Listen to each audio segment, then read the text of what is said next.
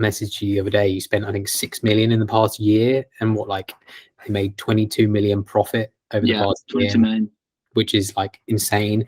Any recent examples of, like, I don't know, let's say for example, one of the brands we work with, they're in the art space, and we took over their account, and we really kind of turned things around for them on the Facebook and the Google side. But talking more Google, was there any low-hanging fruits there that ultimately helped us like quickly turn things around within their account, both from a performance perspective and a scale perspective? Because I know we've doubled their performance, we've doubled their revenue, we've done everything. Yeah. And we're continuing to do that. Is there any low-hanging fruit there, like optimizing Performance Max? What was that, and what did that look like? Yeah, I'd say Google, and with them, it was a lot of work up front setting up everything. So they had just tons of SKUs, different pieces of art. So we could break those into categories, and we just had to build out tons of different Performance Max asset groups. So that was the main thing that really started, performing really well with them. I think most of the performance with them was Performance Max. We've done some search definitely too, but Performance Max was the main driver, and a lot of that was, let's roll out asset groups. Sort of like Facebook, we did sort of the same thing. Let's find the product categories, make them different ad sets on Facebook, asset groups, and Performance Max on Google, and just see which is performing the best. And then from that, lean into it more, get more creative based on that, and amplify it more. So with them, we broke out those asset groups that did really good, and now they're in their own Performance Max campaign. So it has its own budget, and we can push it harder and harder there. That was I would say the biggest thing that changed for them. With that too, they did have like merchant center issues, and I didn't touch on that either. That's another thing I often don't see, is like people don't have merchant center feeds optimized on the Google side of things. So merchant center, it's basically all of your metadata for your shopping ads for Google. So the more you can go in and like amplify those and just make them really dialed in and polished, it sort of can be like SEO for shopping ads for Google, which is kind of crazy. We dove into theirs a lot and just cleaned up a lot of stuff there. Oftentimes, because it's so time consuming, like it can take hours and hours of work. We often don't see other agencies doing this kind of work. But if you can do it and go in there and say this product is, people are searching for this or this or that, you add that into the metadata. It then helps Google know exactly when to show it, and it helps the performance out a lot. So that was a huge thing I did up front. They had some, rejections and things like that, and we just talked with them about what we can and can't do there. Nothing like, not that big of a deal. We just have to, archive those products and just make sure they don't show in the feeds, so it's clean. And then just fixing up that metadata helped out a lot. And then just building out each product category in Performance Max did really, really well. And that was the main driver, I would say, that pushed them from where they were before to now, like performing really, really well. Sweet. Yeah, they're the example. I think, I can't remember the exact numbers they were doing, but they were sub profitability, weren't they? Doing a couple of thousand a day, I believe.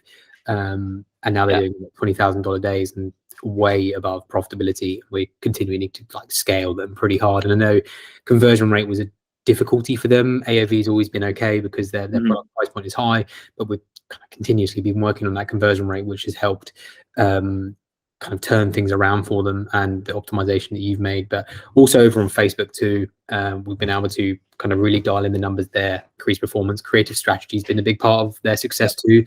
They're pretty kind of unsure what direction to take when it came to what to test next. So us being super proactive with Ryan, a creative strategist, really diving into the data research up front and ongoing into kind of what they need to be shooting. And then obviously our in-house editors now can optimize a lot of content that people already have, and then kind of repurpose stuff going forward to make sure that's optimal for ads. But yeah, from the Google side, I think there's a lot of common themes when it comes to things that we see people are missing. But it's interesting to learn how you're able to kind of take that brand from A to B in a pretty short period of time. I think it was like 30 to kind of 40 days. We turned things around. That's fast. Really quick. And they're continuing to scale up pretty hard. Google's been a pretty consistent channel for most of our clients, I think, hasn't it? For the most part, over the past year, we've been able to scale it up pretty hard. Yeah, I was gonna say too, we do have we've worked really closely with some really high level teams in Google, which is really cool. So we base a lot of our strategy based on how they treat clients through the accelerated growth program. So some brands, you know, you might have a Google rep that has 200 ad accounts, so he has no time for you. We work with a few sort of like the globetrotters of Google reps teams of like, you know, we'll have like 5 people we work with, where like the level above us is like politicians, where Google will come to your your office and help you run ads. So we work really closely with them, and we've kind of aligned our strategies with theirs, which is really nice. So a lot of it is a phased approach, and we definitely did that with this art brand that we're talking about too, where we keep things a lot more broad up front, and we basically, you know, we run Performance Max, we put all the products in there, and then we can see the product level data of what's working, and then we can group it out in different asset groups, and then from there we can see what performs, break it out into its own campaign. We do the same thing with keywords, and we do a lot of keyword research and data there too, and roll those out, but we do a lot of like dynamic search ads too. And then that's sort of the phase one, is like bigger, broader campaigns running. We spend a little bit of money, we spend to learn there, and then from that we hone it in. So we run these dynamic search ads, and basically if someone searches for anything that's on your site, boom, Google will show it. It'll match the headline with what they searched. It's dynamic. And then from that, we'll see how it performed. We'll gather all that keyword data, we'll categorize it, and then phase 2 is sort of, we then roll out those generic search campaigns more specifically based on the data that we're seeing. So we're doing a lot of that. And then similarly with audiences and with times of the day and things like that too, we go in and we tweak these levers more and more and more. So it's a very Google growth aligned approach. Like I said, working with their teams, we pretty much have built our systems in the way that we roll out these kind of phases with our clients as just what Google recommends.